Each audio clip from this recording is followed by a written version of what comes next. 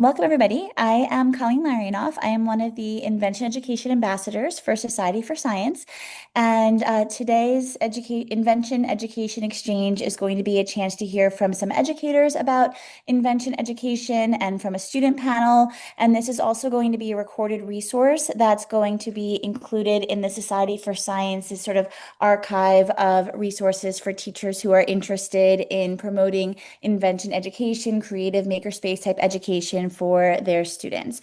I know there's a few more people who have also indicated that they'll be joining us live, but quite a few people who want to watch this later. So it is being recorded if anybody's uncomfortable with that, just to be aware if you wanted to.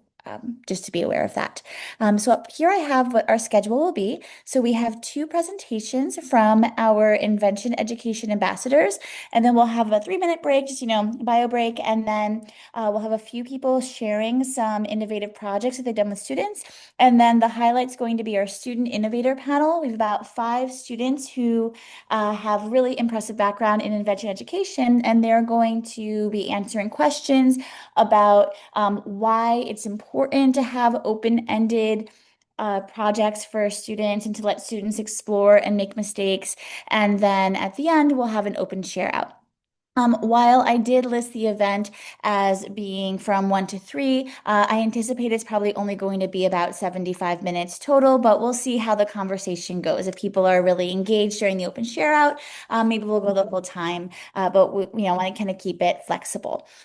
So as a quick little warm up to invention education, let me just go to my next slide here. I want you guys to take a moment to think about all of the uses that you can think of for a paperclip and just start putting them in the chat. As many uses as you can possibly think of and go.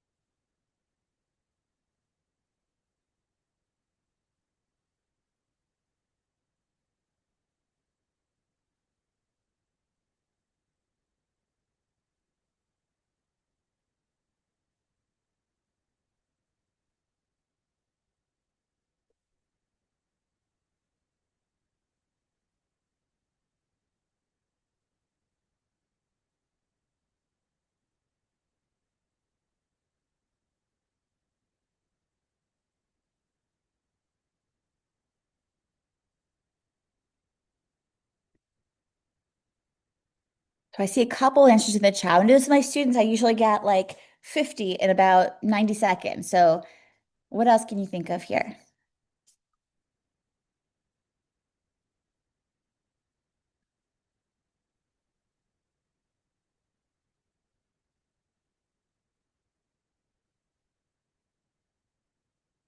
So looking at what we've got the basics like holding paper together. So that's, the intended purpose of a paper clip.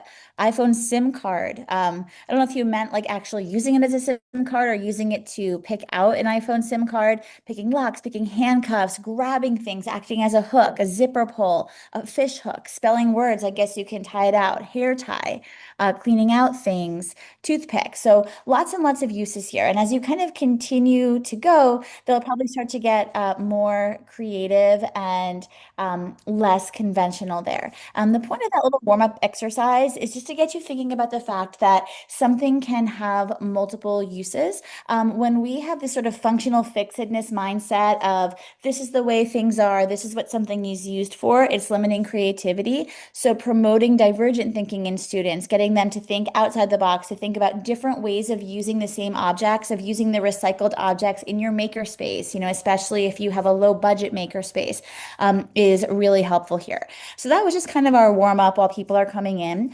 And we are going to transition to our first presentation, which is going to be by Rebecca Brewer, who is one of the Invention Education Ambassadors. So she's going to share her screen, and we're going to hear about invention education and innovation.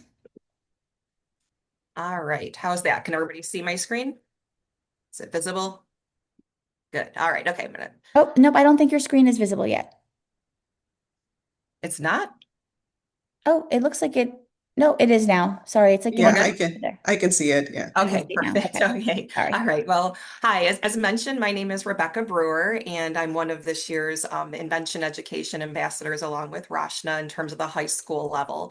And Rachna and I did present this similar presentation this past October in Washington, D.C., and I've just made some adaptations to it. But it's basically going to blend how invention and innovation essentially are two sides of the same coin. They overlap, of course.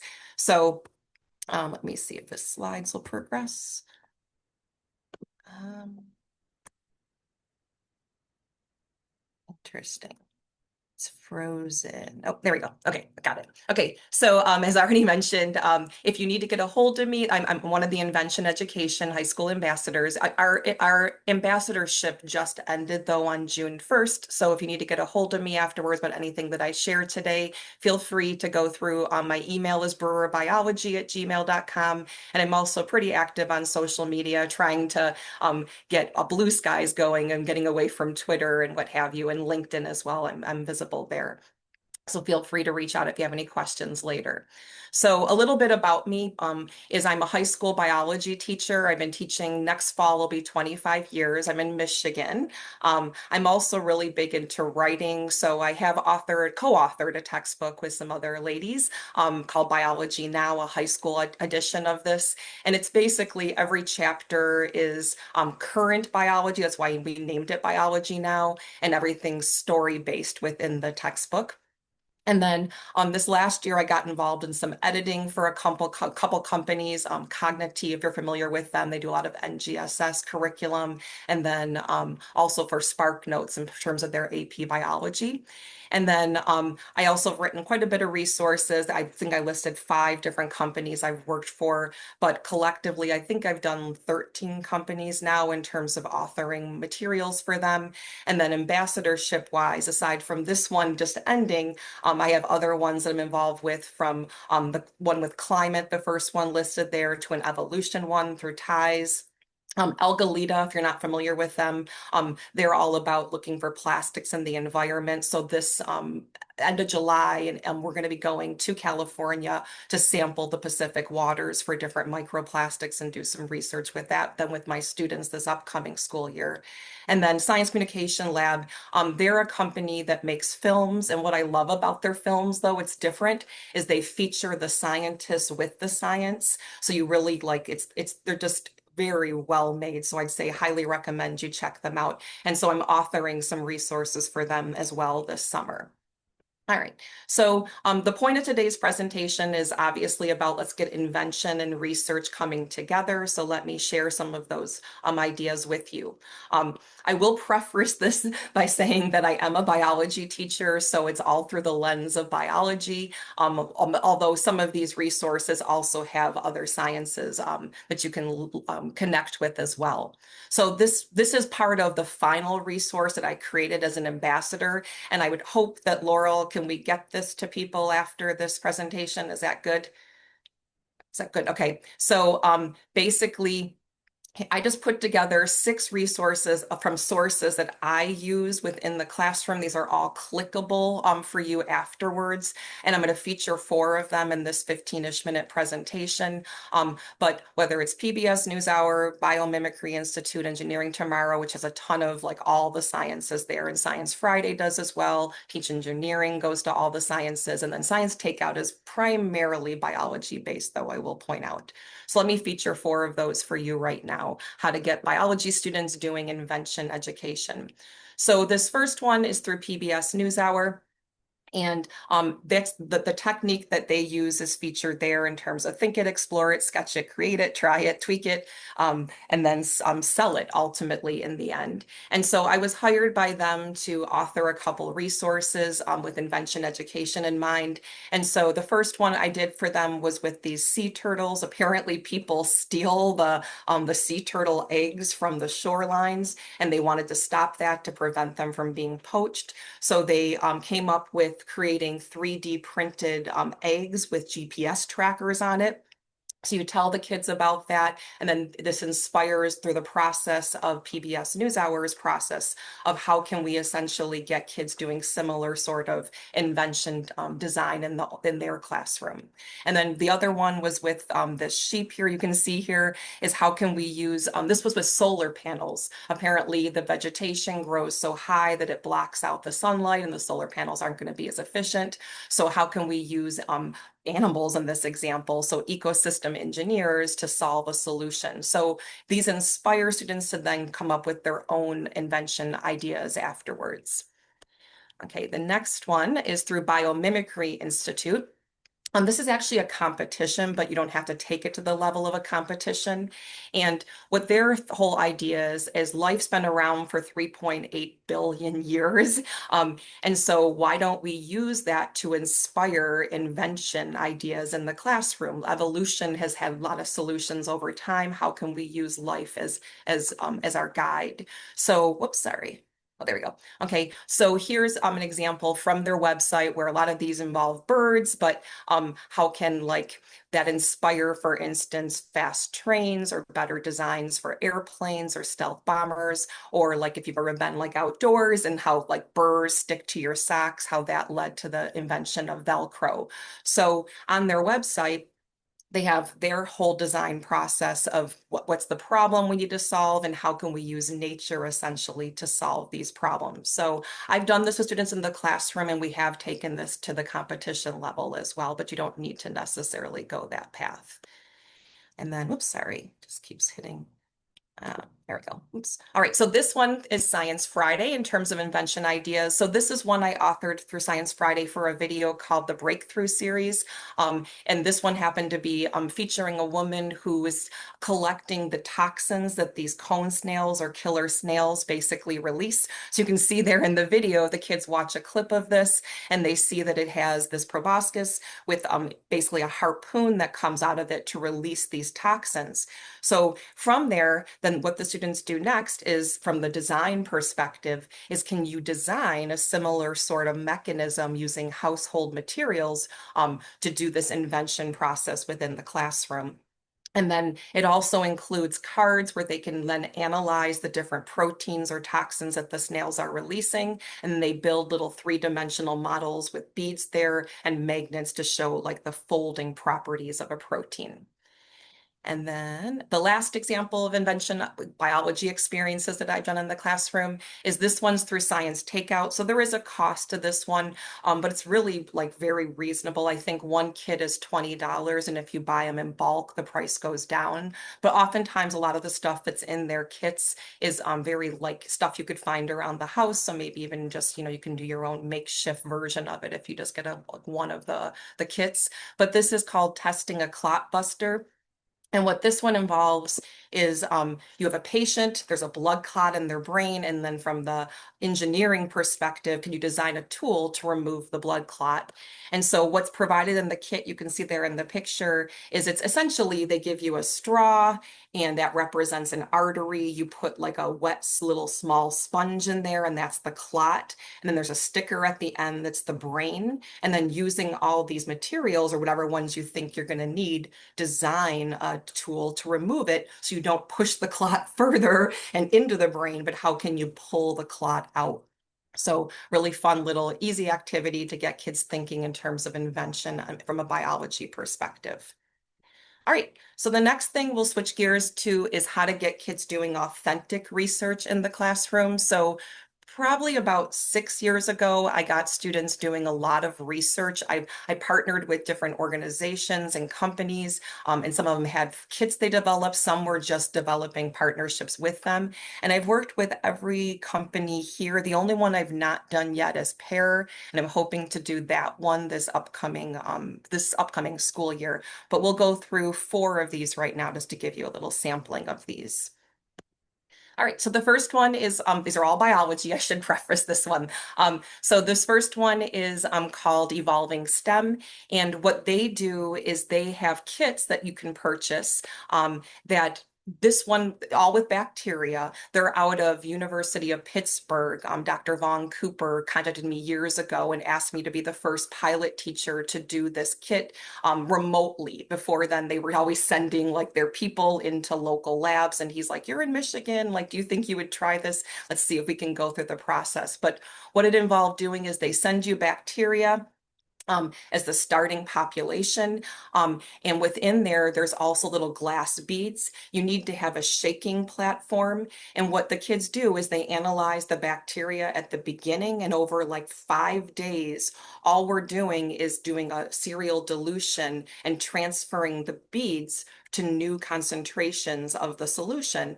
And what's happening, because the environment is changing for the bacteria, let me show the next slide of this, or the next picture. The bacteria evolve. For us, it only took, I would say, 3 days, I think, the first time, because the environment's changing. So it's the better preference to select for, and the edges of the bacteria got more wobbly because they could hold on to those glass beads better. So when people argue that evolution doesn't happen, I always go back to this experiment, because I'm like, we saw life evolve in my classroom in a matter of days. So I highly recommend this lab.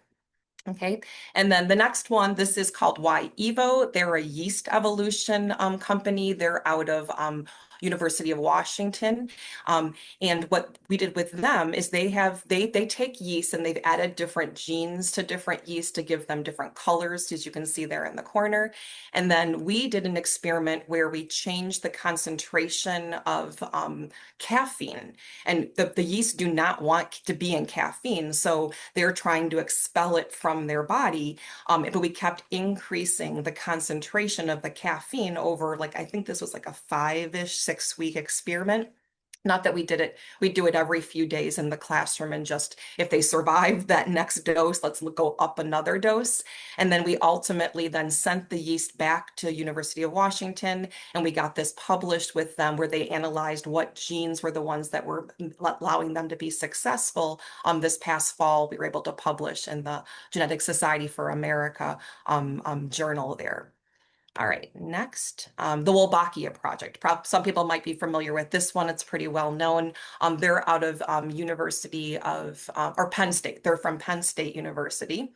And if you're unfamiliar with it, what Wolbachia is, it's a bacteria that's parasitic, and it infects a lot of insects. And when it infects an insect, it has different impacts on the insect. So sometimes it causes, like this one is showing, it's unable to lay its eggs. Other times it turns a male like into a female. All these really unique, being a parasite, how it impacts the populations it infects. So what we did, oops, sorry, I keep hitting the wrong. It doesn't want to click ahead for me. Sorry. There we go. What we did is we went outside, and the kids went into the parking lot and they collected bug splatter off of the cars. And then ultimately, put both these up here. We got the bug splatter. Then we took the bugs, we crushed them, and then we pulled out their DNA. We amplified their DNA with PCR, and then put the DNA to visualize it there. And you can see the top picture there with electrophoresis. And we were trying to do two things. First, figure out if the insects were infected with Wolbachia and what species of Wolbachia. And then secondly, what was the insect? Because it's a splattered bug on the front of a car, we weren't always sure what the bug was. So we did send this back to Penn State. They processed it. And this summer, I'm going to work with them that we're going to be hopefully publishing this as well in like a teacher journal, I think is what our goal is with it. All right, let's see if I can go ahead. All right, okay, Bio Builders, the last one I want to talk about. This one is, I did it as an after school club, simply because it's very involved, but it's very involved for the students. What I loved about this one is that as a teacher, you're pretty much just the guide on the side. They do pair the students up with a mentor researcher, but there is a cost with BioBuilder. I think it was $400. And so how I defrayed that cost is I selected 10 students, and they each had to then pay a portion of it. But they met once a week. It's all about synthetic biology. We've been doing this for 2 years now. and they meet over Zoom with their scientists, and ultimately they have a presentation at the end, as you can see here, where they presented at we did it virtually. You can go in person if you want, but presenting a science poster, and they also got their research published in Biotrek's journal as well. All right, and the last part I want to talk about with you now is how to take this to the competition level. So once again, this is one of the things I'll share out afterwards, and all of these are clickable links of different competitions. So obviously we're familiar with Society for Science, who's like hosting this today. But there's also Samsung Solve for Tomorrow, Toshiba's Exploravision, Conrad Challenge. It's a great competition. The only drawback of that one, it's pretty expensive. They keep charging you like every time you make it to the next level. So just be like cognizant of that. And then Genes in Space, and then the Thomas Edison Pitch Contest. So with these competitions, these are not just biology based. These are all sciences that kids can participate within. Um, and I just put them all on one big slide, or a lot of them. Every one that you see here, my students have won the top prize of every one of these competitions.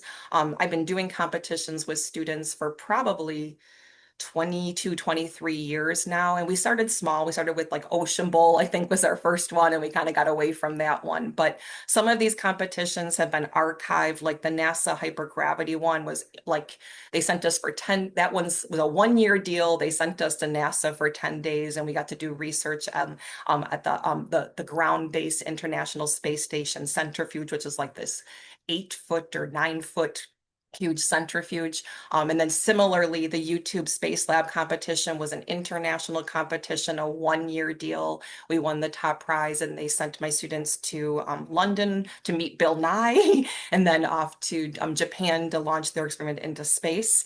So, and they got to do one of those zero gravity flights, which is really cool. But so there's all the course, the Regeneron, Regeneron sponsoring, of course, the ISIF, and the Science Talent Search, which I think just opened recently. But I did put on here that back in the day, ISIF was actually sponsored, as you can see, by Intel. So we were involved in winning it even back then. And I will say it really comes down to the students are just super motivated. I'm just always the one that's helping or connecting them with people they need help with, but the students are very just driven to begin with. And not every competition that's listed here is a research one, like USA Bio Olympiad, for instance, is just like a test the kids can take if you've not participated in that. Or Brain Bee, similarly, it's just like, it's kind of like a spelling bee, but all about the brain. So we'll end with a couple more slides. If you're not involved in any of this type of stuff to begin with, and like people ask me, well, where do I begin? I feel like where you start is probably just doing invention education in your own classroom as step one and getting comfortable with it. And then, oops, sorry. And then here we go.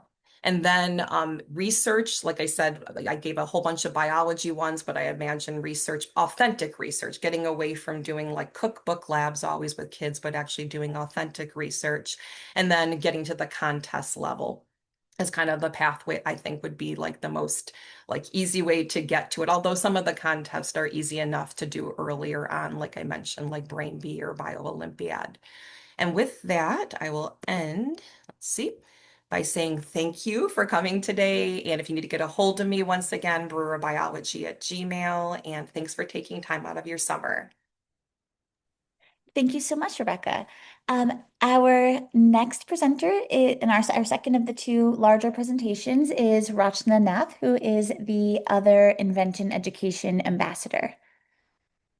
Uh, Thank you, Colleen, and thank you so much for being here today at the Unconference. Colleen has done a wonderful job putting this together as her resource for the year work that she has done as an Invention Education Ambassador for middle school. So thank you, Colleen, for inviting me here to present on what I have been doing all these years and my work as an Invention Education Ambassador last year as well. So is it okay if I can share my slide, Colleen? So let me see.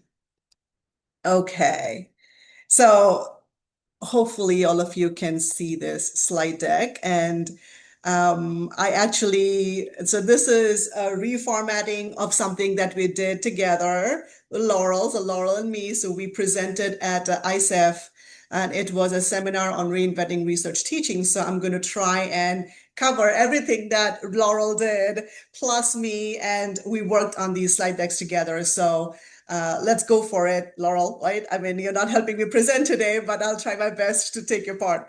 And so before we do anything, I really want to introduce myself and see who I am. So my education was primary. So I'm from Assam, India, and came here after I got married to my husband in 2003, and since then have done a lot of plethora of things. And part of it was getting involved with MIT. So I am a Lemelson MIT educator, where we cater towards building innovation curriculum for Lemelson MIT. So the Lemelson MIT program is through the MIT School of Engineering, and they are the ones that directly pay us. I'm also a content developer for National Geographic. So National Geographic Syngage Learning is coming up with a textbook, chemistry textbook. So I'm incorporating Invention Education to their 4 units in the chemistry textbook, and they're featuring me as well. I'm part of the Rice University Fellowship. I am a honeybee scientist, by the way. I'm a developmental geneticist, and now very recently I got I'm a research affiliate of Georgia Tech now, and I am working with the Vertical VIP program, which is the Vertical Integrated Projects, where I'm working on IP and invention education with the USPTO to help students understand about their IP issues and how I can help them generate more conscious decisions on what they are doing and the projects that they are doing. Should they be putting it out there for everybody else to see before even protecting their IP, right? I was also very fortunate to be featured in the Forbes and the Times for the work that I'm doing as an Invention Education Ambassador. And of course, I'll tell you a little bit more about how I transitioned from being a high school teacher, from not wanting to be a high school teacher, becoming a high school teacher out of compassion and compulsion, and then realizing that is actually what I am meant to do, and transition into this Invention Education program. And now I'm an entrepreneur with my own for-profit and my nonprofit. Okay, so quick about my family. I always dedicate this to my family. My parents, they are still in India. I would not have been who I am without them. My brother and my sisters, I'm the eldest of the 3. And then, of course, my family, my kids. My son just graduated from high school this year, so he is going off. We are going to be empty nesters here. My husband's in IT, and my daughter, she also is a neuro and cognitive bio major at University of Arizona. So what's the problem, guys? Why are we even having this conversation about, oh, we need to bring in more invention education into the curriculum, and why is the curriculum not good enough? So we asked, so this is a paper in the journal. If you look at the statistics of how many high school students graduate out on a yearly basis from US, the statistics are going to be above 75% of the students graduate out. But this paper talks about, if you have asked second year and 2-year college professors what the problem is with these students graduating out, they are saying that only 4 or 5% have done conducting research. Only 4 to 6% have the ability to critically think. Look at this, 5 to 10%, they can actually problem solve. So these are basic features and basic skill sets that we are not giving these students, and having them just graduate out with high school with 16, 17 APs, good SAT, ACT scores, volunteering, and so on. But the critical thinking aspect, or the essential soft skills or life skills that we call it, are missing, right? So what do we do about this, right? So why are we talking about invention education? Why is it extremely critical for us to engage this into that? So let me ask you a little bit. Again, this was more of an interactive session when we were doing it, Laurel and me, at that time. So we're going to try to define what is invention and how do you connect invention with research, okay? So this is invention. It's something that has empathy, that comes out of passion, that has calculated risk-taking, that has to be ambiguous and complex. It has to be complemented with resourcefulness. It has to be creative. And it has to be curiosity driven. So you have seen a lot of people, a lot of organizations coming out, and these organizations are saying, hey, we do curiosity driven projects, come and enroll with us, and I will help your student do a project, and then you can do this and that and that. But everything has to come in package. So for the process of invention, and again, I'm pretty sure this is something that you have understood or seen before, and this is a resource from the Henry Ford, where Laurel actually brought this up. We are talking about what is the process of invention, right? It is never A to B to C to D process, right? It's a very reiterative process where you actually end up identifying the problem, but once you identify it, it has to be complemented with a lot of resources, where this is where the resourcefulness comes in. We are not just talking about background research, but we are talking about pattern searches. We're talking about understanding what that is done, and then designing, building, testing, designing, building, testing. So A to C to D to Z to R to S. And then you might never even end up with A to B statistics, right? So you might not even be ending up with the same ending that you thought you would do. But the process itself is very important, right?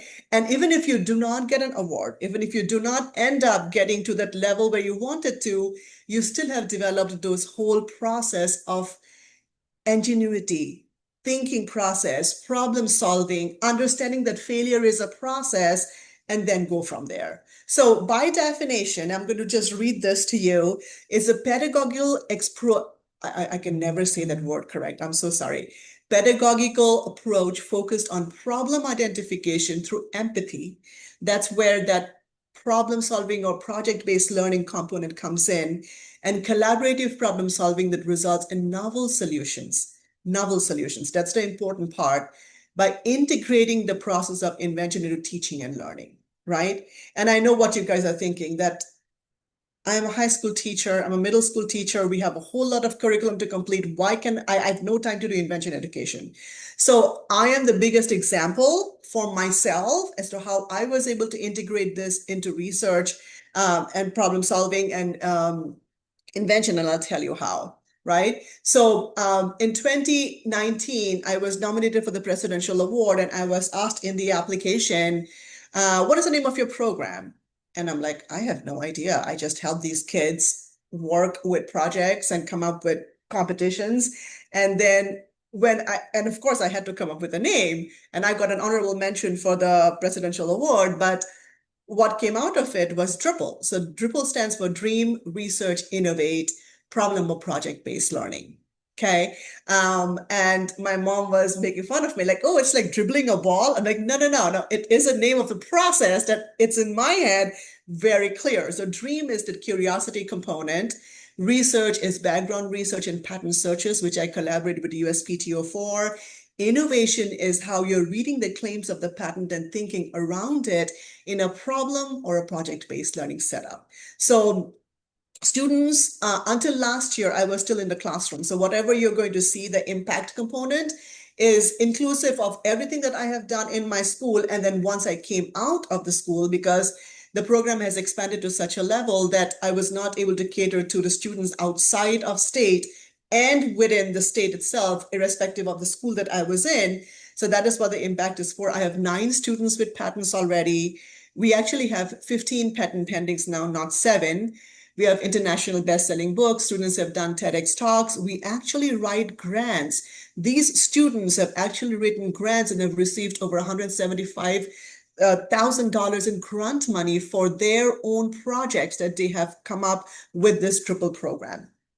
Right? So let's talk about what is DRIPPLE and how does it fit into the SCAMPER research program that all of us know about. So what does SCAMPER stand for? Let's go ahead and we'll go through this SCAMPER process. And DRIPPLE is actually, it's arisen from the SCAMPER project that we'll talk about. So SCAMPER stands for substitute. Okay? What in your classroom, in your 7 to 3 or 7 to 2 class time that you have, can you substitute so that you can do a little bit of innovative work, right? So this activity here, it's an water bottle design, and the QR code will take you directly to the activity. This is something that you can do in place of something that you can substitute. Think about it. It could be just a matrix system work, which Laurel does. Laurel substitutes the matrix system for this, because this is like a more integration of, okay, let's think a little bit more than just doing mathematical formula. Or, I mean, sometimes for me, it's homework, right? Because I don't give a lot of homework for the students because I feel truly that they need to have a rest period where they actually get bored. Being bored is actually good because then that's where the juices starts churning, right? Nowadays, including my son, they are so engrossed in electronics and game playing all the time that don't have time to even relax and have their mind rest and engage in something else. So substitute is something that you can definitely do and combine. Now, so this is a resource that I created for the Arizona Science and Engineering Fair. I was actually a co-director for AZCEF last year before I started this LLC. And this is a timeline that I had created. Like, if you want to integrate research and innovation into your classroom, these are the must activities that you have to do. This is a teacher resource. This is for you guys, where you can very easily say, oh, in June, July, and I'm doing June, July because our school in Arizona starts in mid-July. So I said, determine if your school or district policies in science and engineering fairs.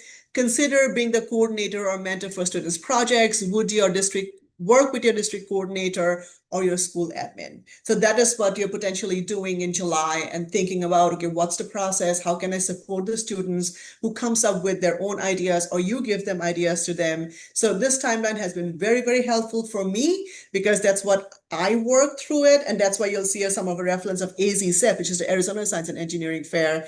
And I'll tell you, I have been extremely successful with that once I show you the results of that. So adapt. So when you're adjusting towards an innovator mindset, how do you improve your research project? What's the next step? So a student comes to you and says, Miss Nath, I want to work on visually impaired individuals, and I have a real skill set of making a small sensor. I can use 555 those pens and boards. And I'm like, okay, what is 555? Because I'm a biologist, remember? And I'm like, oh God. That's where I have to call a friend, like a phone a friend kind of a thing, where I have these mentors who have actually started working with me through my program, and they are the subject matter experts, right? And I said, hey, let's do a phone a friend, and then I will support them throughout with the process of how to brainstorm ideas, which one's competitive, which one's not competitive, but then they're working with the subject matter expert on their expert projects. So we have to adapt, modify. So from my part of the thing that I do, you have to reframe your research program to figure out how can you get the maximum out of that project. So think about depth and not width. That's what students are doing right now. All of the parents are going crazy with the phenomenal amount of resources out there. Everybody is coming up with resources, but please understand that's not going to help your student. The only thing that's going to help your student is a depth of one thing that they will do, but it could be applied to multiple resources, right? Put to another use. So if you're looking at, say, and this is where the IPs come into being. So when I took the specific example that I pulled out for this visually impaired project, where he wants to help build a sensor so that the visually impaired person is not going to bump against chairs and tables, that's a very obvious use of that particular breadboard that he created. I said, let's try this and put it to another use. What if this could be used by a person who is not visually impaired, right? And that is where your IP will come in.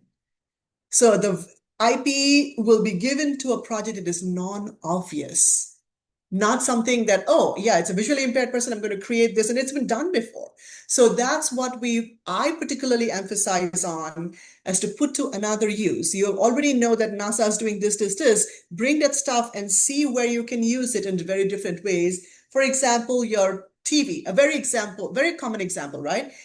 TVs are for watching things, and fridge is for, putting things away, or whatever leftovers, right? Have any of you even thought about putting putting a TV on the fridge? Some of these organizations have done it, and that's where they have patent, because it's a very non-obvious thing for them to do. Like, who's going to watch TV on the front of a fridge? So those kind of mindsets needs to be triggered so that the students can get their IPs and file for provisional patents. Eliminate. Oh my God, yes. Colleen, am I out of time? You know what, if you would be able to wrap it up in maybe like 1 to 2 minutes. Okay, I will rush through this, right? Okay, so eliminate, figure out something that you can eliminate, that you can create space for these, okay? So this is what the Scamper process is for. This PowerPoint will be available to you guys. So let's go ahead. Skill assessment, students who do research versus do not do research, that's your spider web. They are much more competent and much more eligible for scholarships and others when they do these research categories and integrate research and invention education in their curriculum. My journey started 2021. I have had 100% success rate with students' projects that have gone to ISEF and have won. These are all the projects that they have won. You can go in and take a look at their names and search for their projects. Anywhere from animal sciences to translational medicine to physics to biomedical engineering. Students have also done TEDx talks. Please understand that the students can actually end up doing their curiosity project talks in a TEDx platform. They've also done international best-selling books. Doesn't not everybody has to do science and engineering. If they're interested in food, they can publish their own book. We actually encourage, we have collaboration with publication houses to encourage that. So this is the amount of grant money the students have received, total number of scholarships the students have gone through the triple program. And I'm also an analog astronaut. So that's me right there. So I had an opportunity to go to Poland last year and create research projects on simulations of what astronauts do on space. So I'm trying to create one analog astronaut for students. So that's coming up. ISEF photos winners, 10 students went to ISEF. Every single one of them have won grand awards and special awards. So, one of the project only won special award, but everybody else won grand awards as well. Competitions like Rebecca said, these are the competitions the students have competed in and have won for now. I just got a notification today morning from a dad who won the NASA app challenge, the student. We have internship opportunities. These are all very personal connections for the professors that I work with. We have a publication that is forwarded by MIT. So if your students have done any kind of research and wants to get published, that's a QR code. That's an interest form. So we are finishing off our second year publication. And this is absolutely free for the students. So please scan the QR code and have the students submit their projects for interest. We will reach out to them once it opens up again. This is really amazing, Rachna. I think we do need to move on because there's other presenters too. Almost but we done. can make sure that y'all can get these slides for the stuff that you didn't get a chance to get to. Yeah, and these are the resources, and that's it. Yeah, going on. Thank you. Thank you so You're much, welcome. Rachna. Sorry for going over time. Oh, no problem. So thank you very much. That was very informative. And I just want, just to move along just because we have some students who also need to get back to class. But the next thing we were going to do was just a quick break. But is everybody kind of okay to sort of skip the break and go right into the lightning round? Okay, so the lightning round is like 3-minute presentations maximum of just teachers sharing out some of the interesting things that they have done. Our first share out actually just had a message in the chat that she had to run out. She did training at the Nature Center. So she just asked me to share that she facilitated students doing a Mars expedition challenge with the gifted and talented group. And basically they use the engineering design process to come up with a way of recreating a Mars habitat, different parts of Mars habitat. And they had some student voice and choice here, and that different students chose what they would invent in order to enhance life on Mars. And these are elementary students. So invention education isn't just for high school students, it's really for all ages. So that was Catherine's presentation. Next, we have Josh Merrow from Riverdale, if you want to unmute yourself. Hi. Okay, right. So 3 minutes. My eighth graders wanted to make a roller coaster. Did some research, discovered this guy named Will Pemble on YouTube, who's this engineer nut who's made like 60 roller coasters, and he makes movies about them. So we took a lot of hard information from him. We're making tracks using his method, 2x4s and 2-inch PVC. You can see if you see where the wood connects to the tubing, it's notched, meaning it's curved. That's done with a drill press or a Forstner bit. That makes it a lot stronger. So girls taking the lead as usual. Can you push the slide down so can everyone see the bottom of it? Oh, let's see. Okay, well, over on the lower left, we're laying track in the snow, building the stations. There's a station at each end, which is sort of a 6-foot-high platform. And that's the cart 1.0. So let's go to the next slide. Okay, so there we are, 300 feet of track. The curves are not banked, and it's really slow. The hill is not sufficient to go fast at all, which is no fun. So let's add some electricity. These red wheels are skateboard hub motors, and there's a dual motor controller and an infrared remote. So on the right there is our first build that's electric. That's a 36-volt e-bike battery, the black thing. And notice that the center of gravity is very high. They've got a person sitting in a node chair and that heavy battery high up. So on the lower left, you see what happens when you go around the turn. The bottom wheel, the upstop wheel, which keeps the cart to the track, bends. So we start to think about banking the tracks. Okay, let's go to the next slide. All right, so this was the, I guess, cart 2.0. We chopped it all up and laid it down like a luge. And if you look at the, is there any way I can use it? Can you see my arrow moving around? No. Yes? No? I can see it. But there's somebody's. Oh, you can. That's Oh, not- okay. Is there any way I can point to things? Let's see. Can you Oh, do you maybe that have was to annotate? It's okay, I'll just talk. So the front set of wheels, you can see they've got the top wheels, they're all different size skateboard wheels. There's a bolt, sort of silver bolt at the top of each wheel set. Those are swivels. So each block of wheels can turn right to left independently. Then there's another swivel on the end of each, which means that basically the 3 degrees of freedom. You've got pitch for going up hills, yaw for turns, and then you have roll. The roll is the pin in the middle of the steel going between the two wheels, between the two wheel blocks. There's a pin there, so if the track twists, it'll follow the first part will snake. It moves like a snake, basically. It's the same as the actual roller coasters. The back is the same, but it doesn't have roll. So the thing won't tip over by itself. It'll just sort of twist. And there we are with a more or less correctly banked track and low center of gravity. And can you play this YouTube video? Roll out, roll out, roll out, roll out, roll out, roll out, this is, I don't know for you guys, for me, it's going really stuttery. But if you look at it on YouTube, it's smooth. It's kind of more fun to watch. So that was a blast of an 8th grade project. And I'm at 4 minutes, sorry. No, awesome. Thank you so much. That's a really interesting project. And how long did that take, by the way, for your students to make that?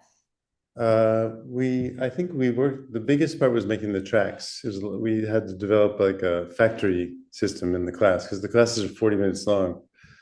So we made the assembly line. I think we spent probably a month on tracks and then probably another 2 weeks troubleshooting.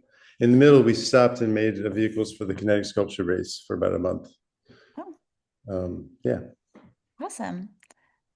All right, and then our next lightning round share is Laurel from Society for Science. Hello, everybody. My name is Laurel. I am the Invention Education Fellow for the Society for Science, and I'm just going to be sharing with y'all a few resources that I found super helpful with my own students when I was a high school science teacher, and specifically with kind of sparking innovation through tackling real-world environmental problems, is particularly related to water and water quality. Next slide. So the first resource, and this was also the first resource I used myself, was Engineering for Good. And so full disclosure, I'm primarily a biology person, biology teacher. That is my degree. And I never considered myself an engineer or inventor before being a teacher. And so I needed something that was more plug and play because I personally had never grown up thinking of myself that way or engaging in that kind of mindset. And so this was perfect for me for just getting started. And if you are finding yourself in a similar situation, I think it could be really useful for you as well. It is already a fully developed curriculum that has videos and worksheets, actually a whole workbook for your students to go through the process of inventing solutions to water pollution problems. They identify their own problem within specifically plastic pollution in water that they're going to solve themselves. And so I had students working in groups for this. And then for some of those students, it kind of spurred inspiration for them to try to continue that in their own independent projects as well. So definitely use that QR code, or if you just Google Engineering for Good, you'll find it. Next slide. The next thing was so me and Rachna share this experience. So I also was part of the NEWT RET at Rice University, which stands for Nano-Enabled Water Treatment Research Experience for Teachers. And there's all sorts of these out there. But mine was specifically about using bacteriophages. So essentially what it was, I'll take a step back, was you have an internship at a research institution where you are doing research in a particular area. And then because it's for teachers, they help you find a way to translate that experience into your classroom. So the research that I was doing was taking bacteriophages and essentially attaching nanoparticles to them that enabled them to better penetrate biofilms. And then what I did with that was I created my own bacteriophage builder challenge that I've published to teachengineering.org, which is also just a great site as well if you're looking for engineering challenges to get your students used to thinking like engineers and inventors. Really great site to find stuff for that. But if you're looking for a research experience for teachers, you can go to that QR code on the left. The kind of the best compilation that I found is from pathways-to-science.org. And so you can find one that's local to you. I highly recommend it. And I had students that when I did this bacteriophage builder challenge, I actually had one student in particular who was really inspired by that and wanted to use bacteriophages in her independent research project. Next slide. And finally, I just want to share with you how the use of case studies helped my students in trying to identify real-world problems that they could tackle and invent solutions for. And so what I did with my students, was inspired also by that research experience that I mentioned before, to talk about water quality. And I provided them with different examples of water quality problems in the world. And in groups, they still defined the problem within that particular case study. And then they were developing possible solutions to that problem together. And then I had one student who's pictured here who felt so passionate about that problem that she had tackled with a group that she wanted to invent her own solution for it in an independent research project. And she had a really amazing time with that and did a great job at science fair with that. And finally, on the subject of case studies, oops, can you go back? Sorry. On the subject of case studies, I haven't used this with students yet because I only recently really created it alongside Michelson IP. But we created these kind of science fair intellectual property scenarios that are kind of their own case studies in a sense that you can use with your students to learn with them and help them learn about intellectual property rights and possible issues that might come up in their own projects. So thank you so much. And yeah, let me know. I'll put my email. Oh, it is there. Great. lbingman@societyforscience.org. Thank you. And if you had filled, thank you, Laurel. And if you had filled out the form, or if you fill out that same form, you'll also get a copy of the recording as well as any of the resources. And the last project share is, before we get into the student panels, is actually mine, which is just that we've talked about using Invention Education for things like competitions and science fairs and things like that. It can also be used in conjunction with social emotional learning and DEIB learning. So for example, this project here is an I Am an Inventor project where we did an inventor study, and we looked at inventors from different backgrounds, and then students made something that lights up that represents themselves. So they made all different projects ranging from cars to basketball courts. So this is a student who made a record. I've had students make parade float robotic cars in different ways. Sometimes they've been things that have been remote controlled, sometimes not, but where they've made floats that represent some part of their identity or a cause that they care about, and figured out some way to make their vehicles drive, or things like cross-curricular connections. This was using a Makey Makey to make blackout poetry, where students took a page from an old library book, blacked everything out except the words to make their poem, and then hooked it up to a Makey Makey, which turns anything into a key. So as you touch the page here, they coded in Scratch for their poem to be read aloud. And I've also had students use a Makey Makey to code games in Scratch and then make some sort of physical controller. And with this, they chose some sort of topic they wanted to advocate for and created a game to teach people about that cause that they cared about, and then made some sort of interactive controller or some sort of diorama that as you interacted with the physical components, then it actually it controlled the game in Scratch. So these are some sort of smaller scale projects that can be used in a classroom to let students have some voice and choice. And speaking of student voice and choice, we're now going to go into the student innovator panel. So I have 5 student innovators. They're each going to have about a minute to introduce themselves, and then we have some questions for them, and then we'll open it up to if anybody else wants to ask them questions as well.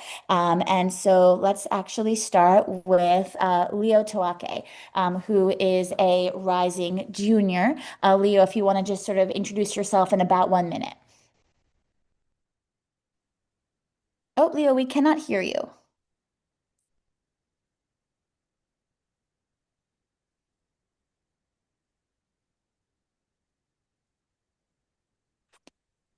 I can't hear Leo. Can anybody else hear him? No? No, I Okay. couldn't hear him either. I see him muted.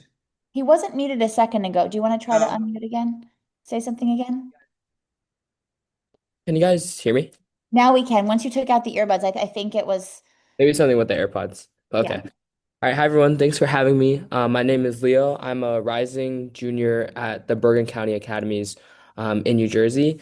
And some of the research that I've been working on relating to like STEM innovation is being a researcher at both my school and outside of school, where I've done a lot of research relating to how we can use exercise as a possible treatment method for cancer patients, especially because a lot of cancer patients have adverse side effects, and research has shown that exercise is able to possibly benefit these patients. So I'm doing that work both in school and outside of school, and I'm very fortunate to have the opportunity to do so. I'm also working with Reimagine, which is like a 501(c)(3) nonprofit organization that has innovated like a food waste base through like potato peels and coffee grounds, extracting allelochemicals that are actually able to reduce the seed germination and growth of invasive species. So I'm also working on a lot of environmental research as well. And then also something that I do in school, it's not listed there, but my school hosts an annual middle school science fair for middle schoolers around Bergen County. And we do that all at our school. We have two teacher mentors who help us. And that science fair is one of like the qualifying science fairs for the Thermo Fisher Scientific Juniors Innovators Challenge, which is one of like the national science fair for middle school students. Okay. And then our next young innovator is Sylvia Yao. Hi, thank you, Ms. Larionoff, for giving me the opportunity to be on this student panel. So a little bit about myself. My name is Sylvia Yao. I'm also a rising junior, but I'm at the Dwight Englewood School. I've worked on a few independent research projects. A few years ago, I worked on a project for the effects of knowledge of the Monte Carlo tree search algorithm on backgammon. And more recently, just this year, I worked on making a video-based tennis recommendation system by navigating a learn latent space in machine learning. I think it's very important that I had the option to choose what I want to research and learn because I think exploring topics of actual personal interest allows students to see the relevance of education in real life and create students who are more passionate about what they're researching and working on rather than just simply doing the project or doing the work. And I think the projects I've worked on have really allowed me to expand on my knowledge in like various fields. And I think this is really due to the fact that I had the choice in what I want to learn and what I wanted to research for these projects. Thank you. Okay, and then next we have Jason Lee. And so, hi, I'm Jason. I'm a rising junior, and I've worked on open-ended projects since middle school and explored various areas that interest me. So one of the things that I did was I created a walking assistance system that uses kinetic energy to transfer into a system that can be used for powering things such as heart monitor for people. And also as a baseball player, I've explored how to optimize a baseball swing using motion tracking and various elements of multiple variable calculus to try and find the best swing possible. And beyond my academic pursuits, I've also gained valuable experience as a tutor and a mentor, and I've tutored students from pre-K 3 through 12th grade in math, including topics up to calculus, and I've given lots of feedback on independent projects that they have come up with. Okay, and then next we have Haley Cole-Boxner. Hi, I'm Haley Cole-Boxner. I'm a rising freshman at the Pingree School, and some projects I have worked on over my middle school career was developing a motorized autonomous water sampling device, and I entered it in the Bergen Science Challenge, and I placed third in engineering. And I conducted aerospace material research on natural versus synthetic rubber with NASA's Cubes in Space program. And then I had success in various science Olympiad competitions over regional states and some invitationals over the past 2 years. And these independent projects really helped me further develop my problem solving skills and perseverance. And I was really able to explore topics and problems that I am passionate about. Thank you. Okay, and then thank you. And our last panelist is Michael Lee Honda.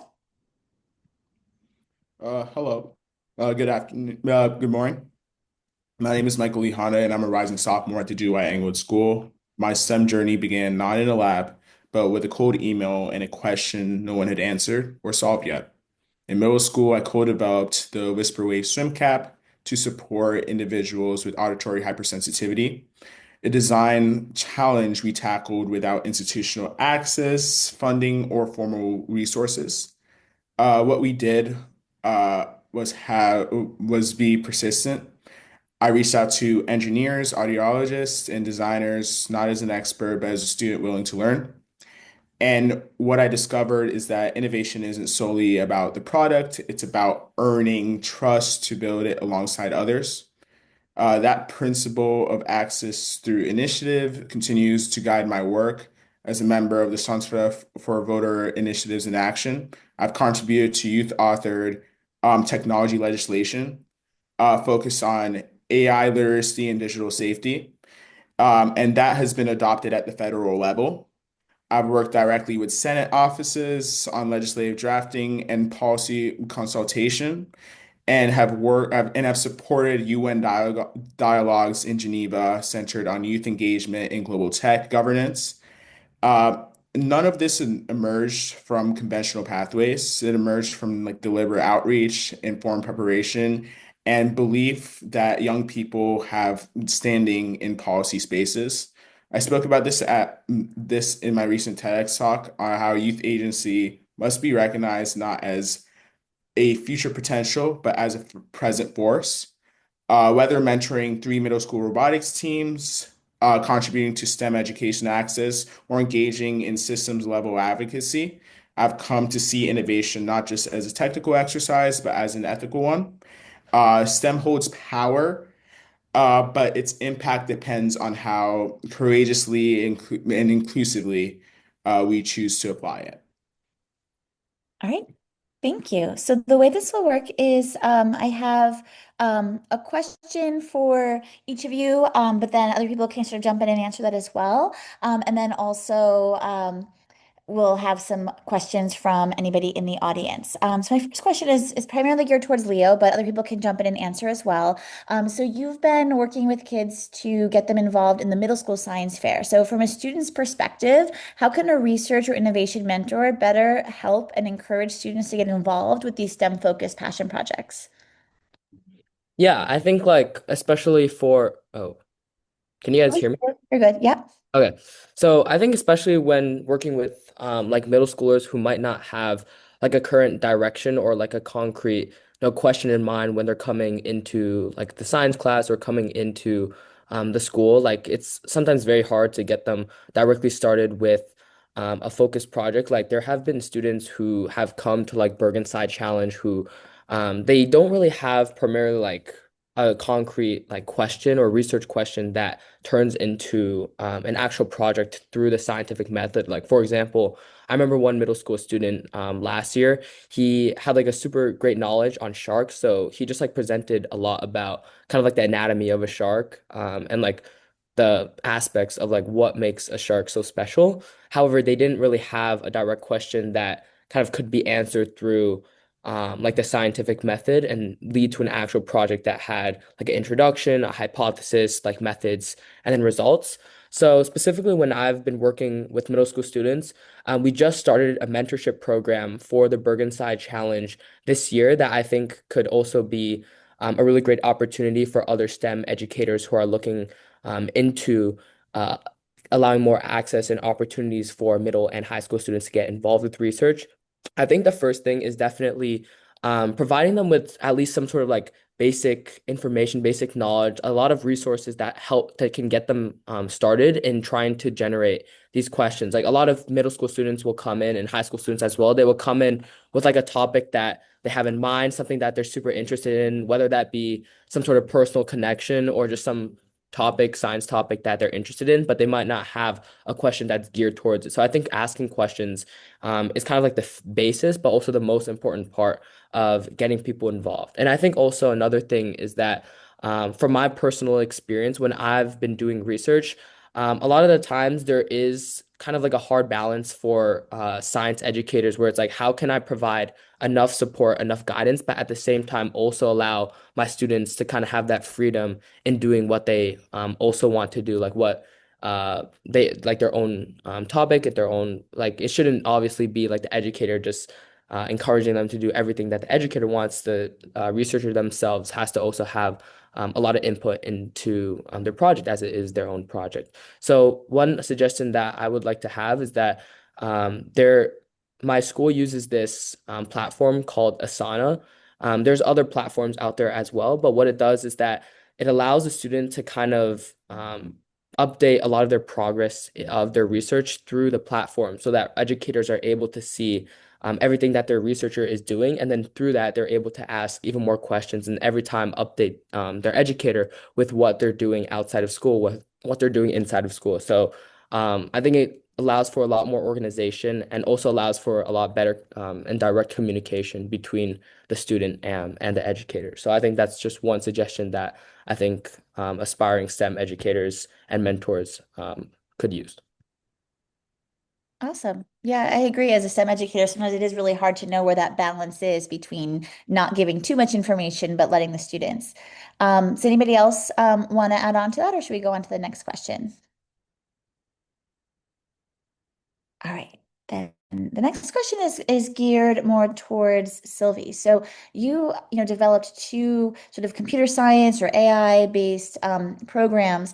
What challenges did you face when developing them, and how did you overcome these challenges? Like, how are you overcoming challenges that you're facing when you're coming up with a totally new invention or algorithm? Yeah, so for me, a main challenge that I faced when working on this project was, like you said, figuring out how to approach like the question I wanted to solve in each project because they're both very different and I needed to know a lot of knowledge and information before actually starting the project. So I guess I did a lot of background research and used a lot of resources to find the current findings and current research about the project so I could really learn about my project and about the topic I wanted to expand on. And I guess, for example, in the MCTS project on backgammon, I had to learn about like a lot of different AI algorithms that would work for playing backgammon. So, which eventually led me to choose the Monte Carlo tree search algorithm. And for the recommendation system, I had to learn and research about a lot of different AI architectures for machine learning models, like the MLP based architecture, which was eventually the best architecture to use. So I was really able to overcome this challenge through research and learning how various resources could help me figure out how I wanted to design and structure my project. Awesome. Anybody else want to share how they overcame any sort of challenge or obstacle when they were doing their independent projects?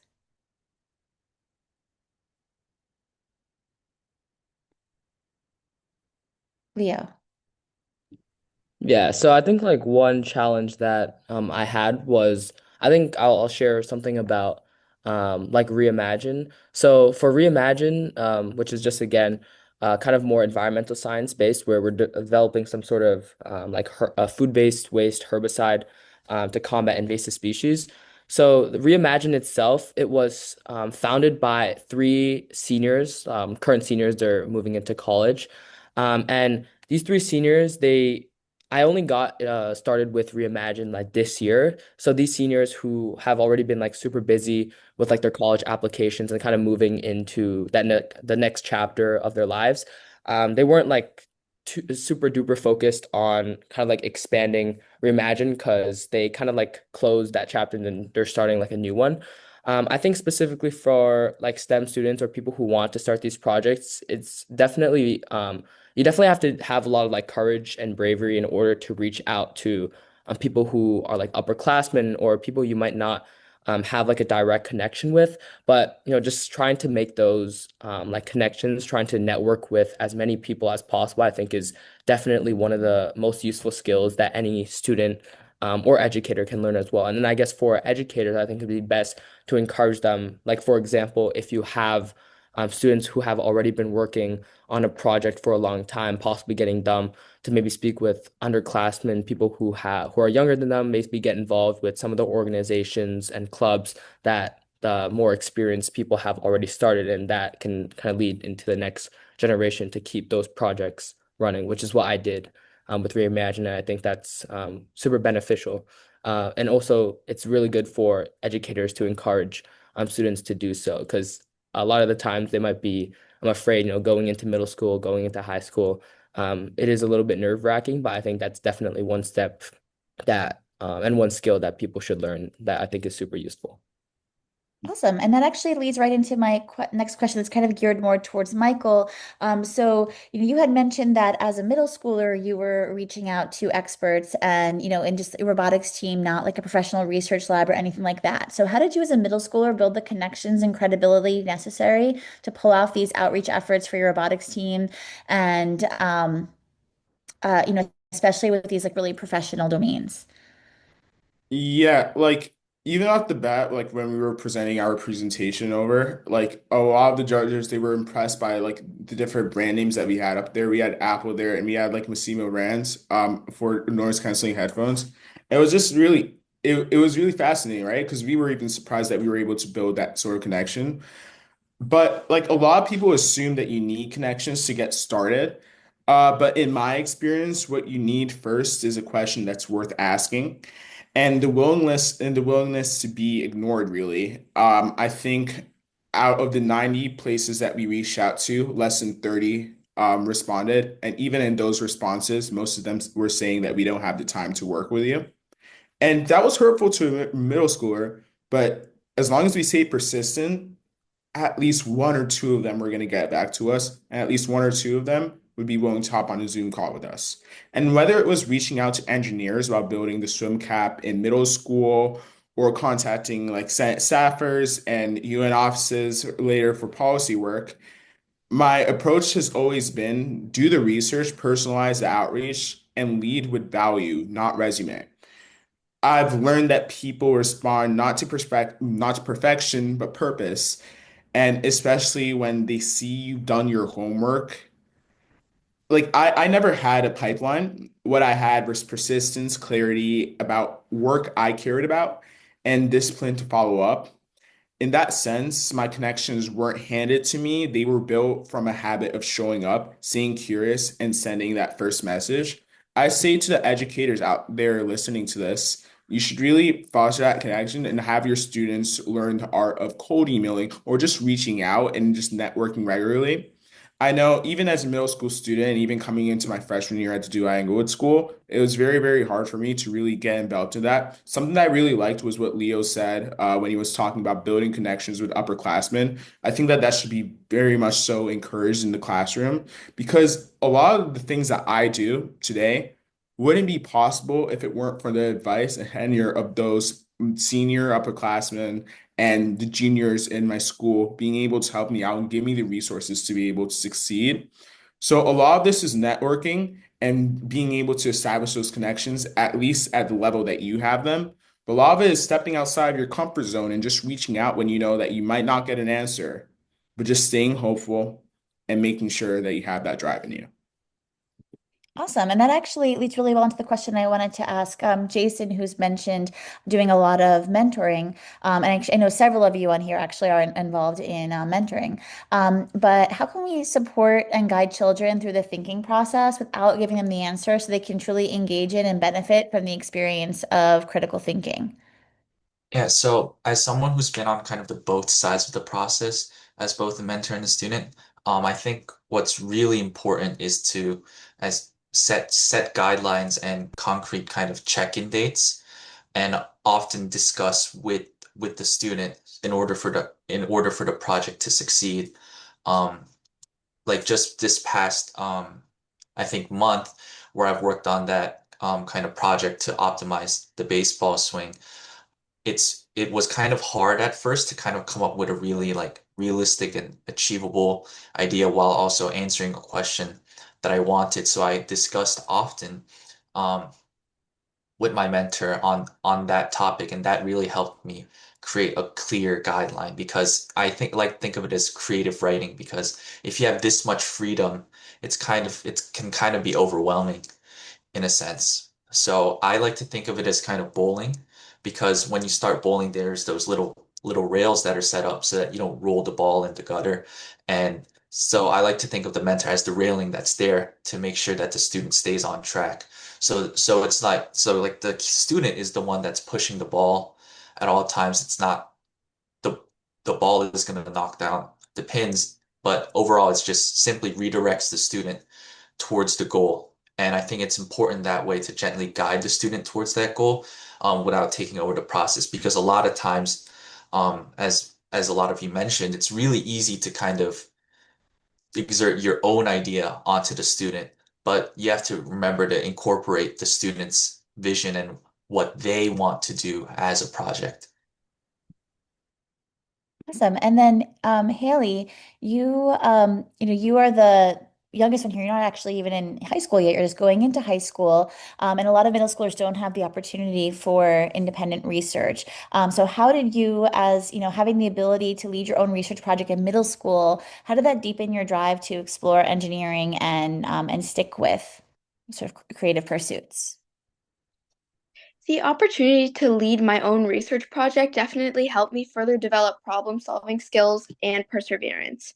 For example, when a certain test totally failed or developing a specific feature on my device wasn't feasible within the time frame, I gained the ability to adapt. This environment really fostered my curiosity. Even after the fair or competition was over, I wanted to continue working on my project because I was curious about solutions to previous issues I had experienced with the project, and I am genuinely passionate about the problems my projects are designed to be applied for.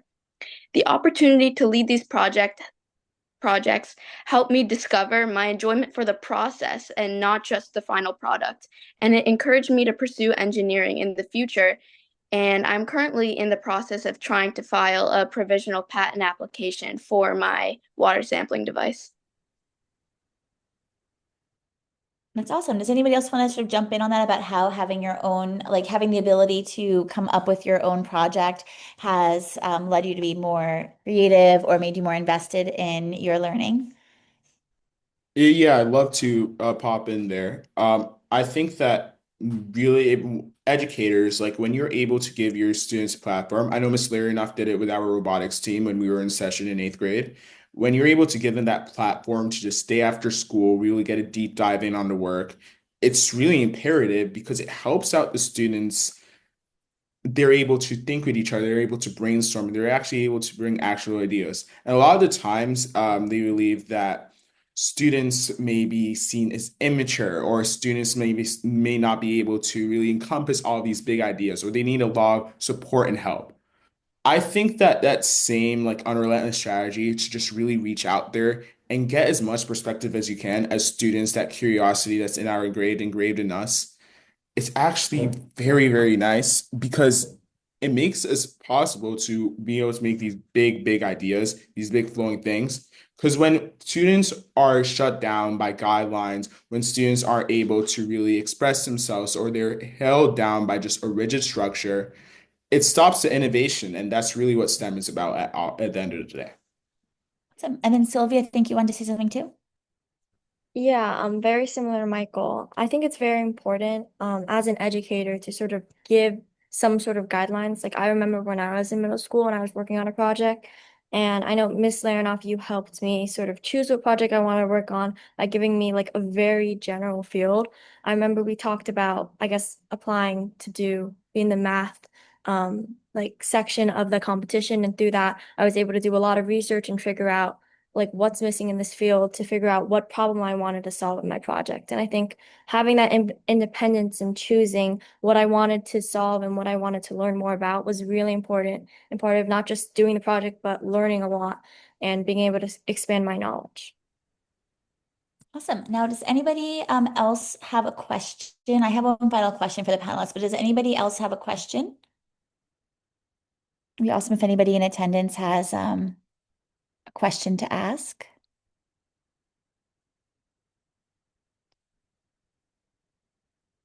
It's not a question, but comment. And I'm amazed by what these kids are doing. And again, it reinforces our belief as educators that you guys are extremely creative and we believe in you. I think the source of inspiration, you guys are all sources of inspirations for people who are looking up to you. So kudos to what you have guys been doing. And congratulations. Thank you. Any other questions or comments for our panelists? So then, The last question that I have for them that anybody can answer here is, what would you, as a student, like what's one piece of advice that you would give to an educator who maybe wants to start trying to incorporate more invention education, open-ended education, like makerspace, student choice, student voice, engineering, all of that? Like, what's a piece of advice that you would give to a teacher, like that you wish that a teacher would like know or understand about it? Haley. I would advise educators to always encourage creativity and then help students turn them into plans that they can realistically bring to life. I really connected with the first step of Dripple, Dream, and Miss Larionoff really helped me do this with my water sampling device because it wasn't fully developed even by the time of the competition. So I pivoted to digital testing. I wasn't able to even put it in the water yet, so I 3D modeled it in Blender using my still work in progress Python coding skills. Yeah, that's great advice. Leo.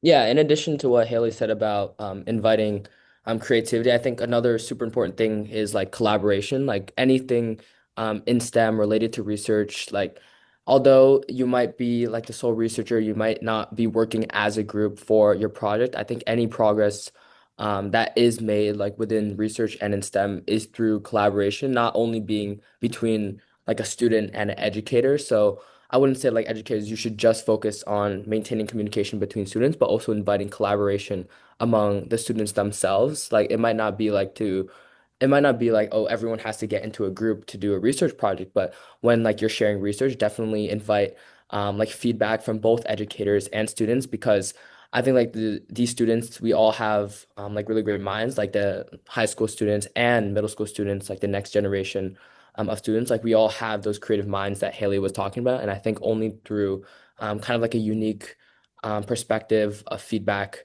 and experiences that we can actually like keep on improving and enhancing the research in STEM field.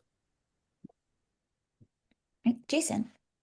Just adding on to Leo on that unique perspective, every student, no matter what they're going to do, it's all going to be a different process for them. And it's not going to be like everyone's going to have the same journey. They're going to carve their own path. So like with the collaboration Leo was talking about, right? Every student's going to get their idea from somewhere else, and it's important to not kind of try and fit them into a mold that they don't want to be in. And it's important to cater to each student to ensure that they give the best possible result. Then Sylvie.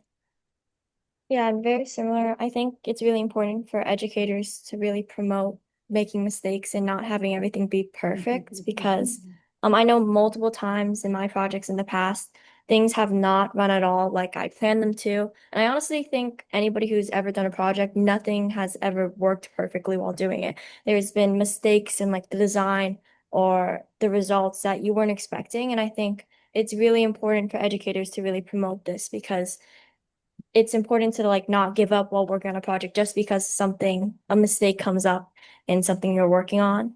And it really allows students to keep pursuing and keep working on what they want to learn rather than just giving up and stop trying.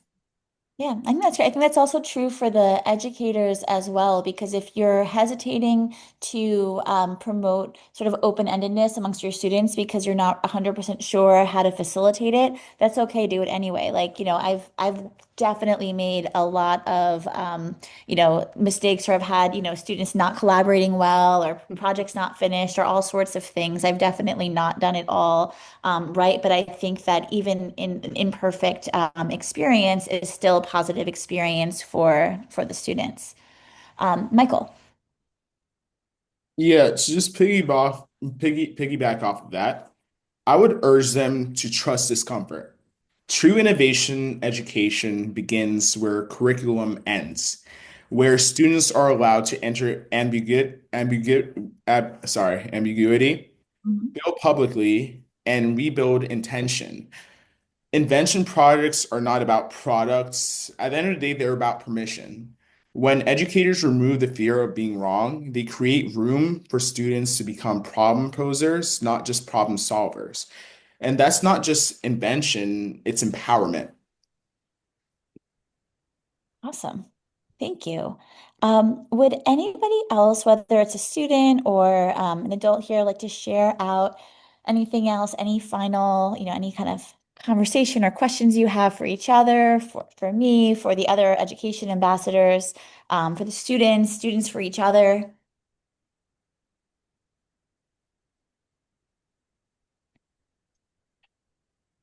Let me check the chat, see if anybody put anything there.